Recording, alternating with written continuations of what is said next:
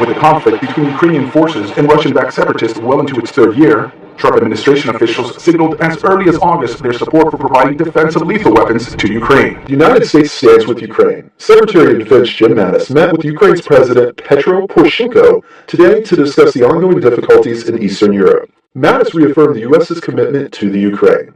The United States stands with you. We support you in the face of threats to sovereignty, to international law, or to the international order. General Abizaid, our senior defense advisor for Ukraine, will continue to be a resource for you and for me. Poroshenko said his country keeps its sovereignty, territorial integrity, and independence because of their cooperation with the United States. The U.S. established diplomatic relations with the Ukraine in 1991. Defensive weapons are not provocative unless you're an aggressor. And clearly, Ukraine is not an aggressor, since it's their own territory where the fighting is happening. The State Department this week said it approved an export license, allowing Ukraine to buy from U.S. manufacturers certain types of light weapons and small arms, such as semi-automatic firearms and military scopes, but not heavier weapons, such as Javelin anti-tank missiles.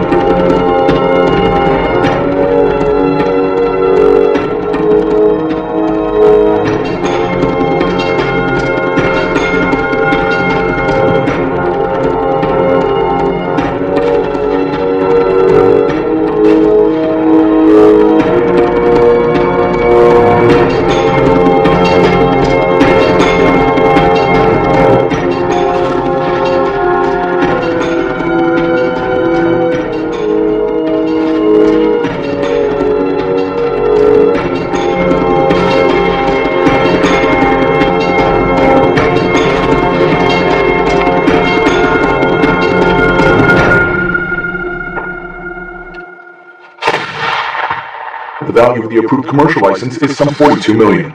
This is not the first U.S. commercial sale of such weaponry to Ukraine. Airtronic USA, based in Spring Branch, Texas, has been shipping lethal weapons to Ukraine since last year. We manufacture systems that are similar to some of the Warsaw Pact ordnance. For instance, our PSRL, which is our precision shoulder-fired rocket launcher. The CEO of Airtronic USA, Richard Vanderveer, says the sales have been limited to short-range defensive weapons, principally the PSRLs. The life cycle of our system, as warranted by our company, is 3 to 4 times greater than the life cycle that you can get from an Eastern manufactured weapon.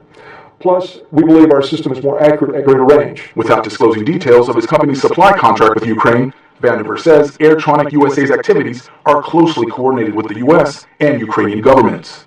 The State Department's most recent list of defense articles and services shows more than $27 million in direct commercial military sales to Ukraine were authorized in 2016.